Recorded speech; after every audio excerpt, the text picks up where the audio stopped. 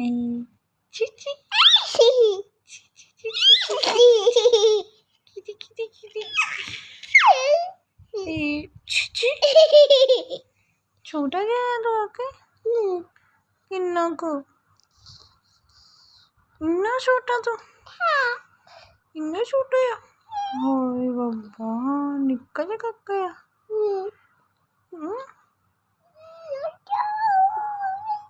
ये की करदा काका तेन बोलना आउंदा है छोटा जा काका तू कुचू पुचू पुचू ये मेरा चेता भूल गया ये मेरा काका